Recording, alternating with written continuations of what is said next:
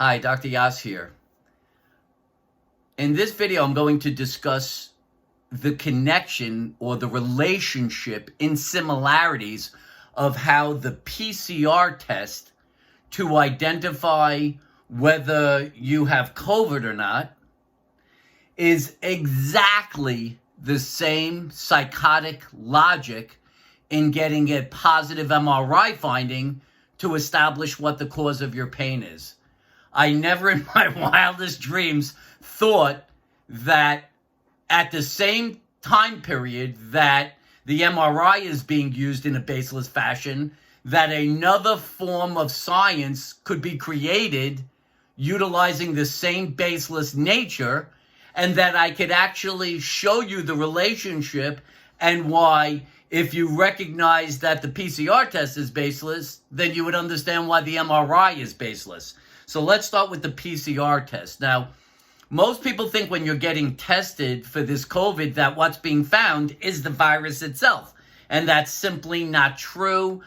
Terry Mullis, who is the creator of the PCR test, just Google his name and you'll see that he will explain that the way the PCR test works is that they will find that, say, for instance, in the case of COVID-19, that it has a specific type of RNA structure, which is the genetic code for it.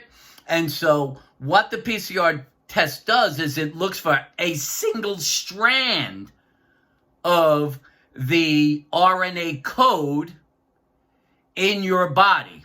Now, what the test does is it tries to magnify the strand to expand it out until you can see exactly what this thing is.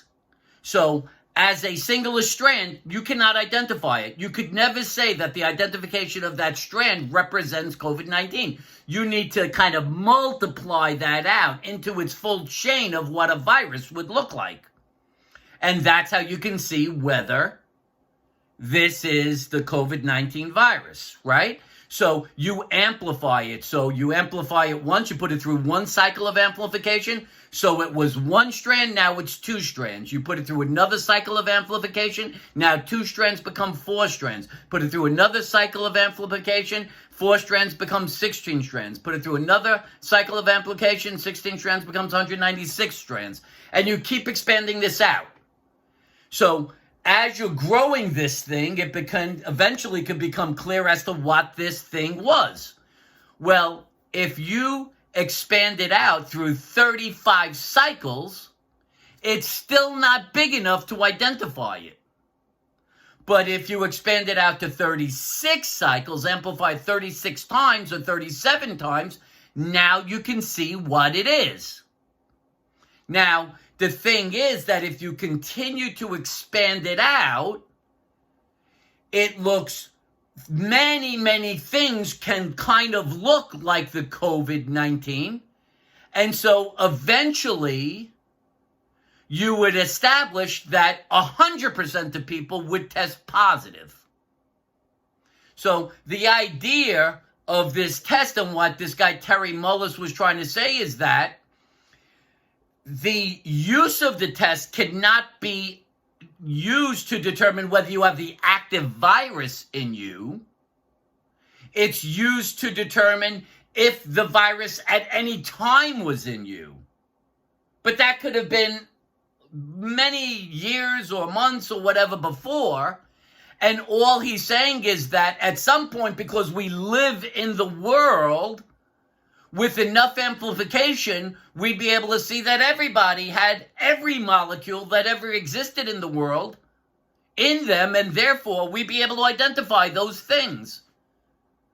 So the use of the test is just to amplify that something may have existed in our body, but that it doesn't mean that it's active or that I have the virus. That is why, as you do more and more cycles, you get more and more false positives. Because, as I said, he said that if you go to 60 cycles, everybody's going to show up positive. Because anyone who's been living in the world at some point has probably had a bit of a fragment enter their body. But that doesn't mean that you have a live virus. So what it's saying is that just because you have a positive doesn't mean you have the virus in you, or that you're sick or going to get sick, or that you could get anybody else sick. That is the baseless nature of the PCR test. And Terry Mullis himself acknowledged that this is not a test designed to identify whether somebody has an active virus, whether they are in fact sick, have symptoms, or are in a position to give anybody else the virus. It is simply a way of amplifying some very, very small thing to see what it really is. But it doesn't determine whether it's live, active, or whether it can't tell you when it entered your body. Okay? So you could see that you could get a false positive based on this test, just based on how many times you cycle and amplify the original strand. So you've got these people and they keep saying, oh, there's so many. 80% of the people will be asymptomatic who test positive. But it's not because they had the virus at the moment that the test was done and their body fought it off. It's because what was identified was simply a strand of something that existed prior. And it just made them appear positive. But they don't have the virus in them. That's why they never get symptoms. So the same thing can be said for the MRI. The MRI doesn't find the cause of your pain and identify a structural variation that's causing your pain simply because the test is done at the time you're having your pain. The MRI shows simply what is and what has been. Herniated disc, stenosis, arthritis, meniscal tears, compression fractures, all of the structural variations identified, which sound so heinous in the phrasing that is utilized, may have existed for 20 or 30 years prior to your symptoms. But because you take the test at the time that you're having your symptom, the highest probability is that it's a false positive. That in fact, the identification of the structural variation has nothing to do with your pain. It is the same exact premise. It is simply saying that the highest percentage of people, whether you're 6 foot, 5 foot, brown hair, blue hair, green-eyed, purple-eyed, whatever, pain, no pain, that the highest probability is some structural variation is going to be identified. What shock is there if you've been a fairly active person over the age of 40 that some arthritic change is going to be found? Whether you're in pain, not in pain. Whether you're 6 foot or 5 foot. Whether you're left-handed or right-handed. What's the difference? It is clearly a false positive by the simple nature of its identification. Just like with COVID, how can anybody say that you actually have the infection unless you develop some sort of symptom, a symptom, any symptom? How could you say that a virus is in you if you don't have a symptom? You have to assume that the symptoms must exist for the virus to actually be proven to be there. The idea that a test says you have a virus, even though you don't have symptoms, is clearly a false positive. The idea that because you have pain at your ear and an MRI says you have an L4 herniated disc doesn't mean the pain in the ear is coming from the L4 herniated disc. You have pain somewhere around your knee region and a meniscal tear is found, that means the meniscal tear is causing the pain. That's insanity. It's the same exact premise. How can anyone not see this? Logic is telling you this, not emotion, not the medical system. Of all people, you want to trust the medical system? You get an MRI from an orthopedic surgeon and you want to believe that they have your best interests at hand? That they're logically analyzing this stuff? Just look at logic, right? Doesn't that make more sense? If a positive test can be found that you have COVID and you have no symptoms, and you want to believe you actually have the virus, you can't possibly accept that as fact. You have pain somewhere, anywhere, and just because an MRI finds a structural variation that's the cause, it is just as insane. I am a logician by nature. I analyze things. Anyone, please, listen to this video and tell me that this isn't pure logic. That what I'm saying about both cases, the PCR test and the MRI, is 100% logically true. It cannot be used to identify whether you have a virus or what the cause of your pain is. Think about it. When you're ready to say to yourself, oh my God, this makes so much sense, I need further information. This guy sounds like maybe he can figure it out.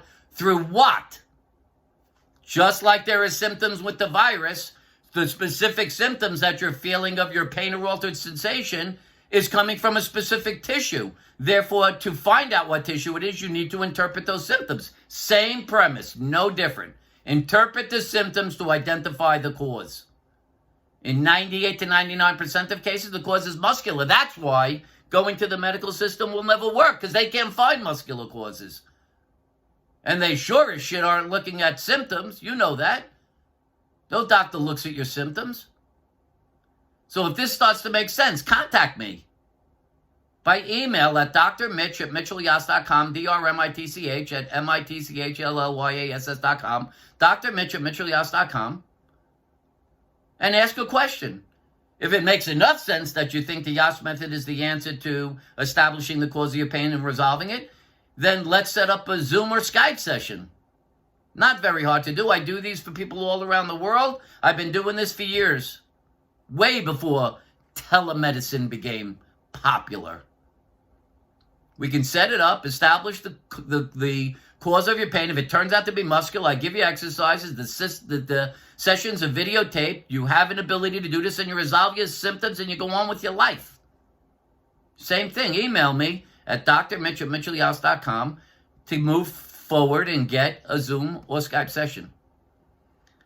If you like the video and it makes sense to you, please give it a thumbs up. If you like my YouTube channel, Dr. Mitchell Yass, please subscribe so you can get notifications when new videos are added or when I'm live on YouTube.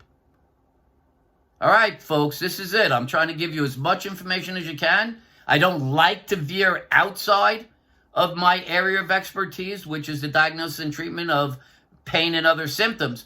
But it's just shocking to me that there's such a relevant other form of medicine or science that is being used in the exact inappropriate way that the MRI is, and I felt it would be great for someone to be able to reference the two and see how they are both being used inappropriately, discounting symptoms and making it seem like the science knows whether I'm having a problem with my body more than my body, which is insanity. All right? Let's work together to help each other and help us all be able to live the lives we so justly deserve, whether it's without a virus or without symptoms. All right? For now, this is Dr. Mitchell Yass wishing you a pain-free, fully functional life. Bye-bye for now.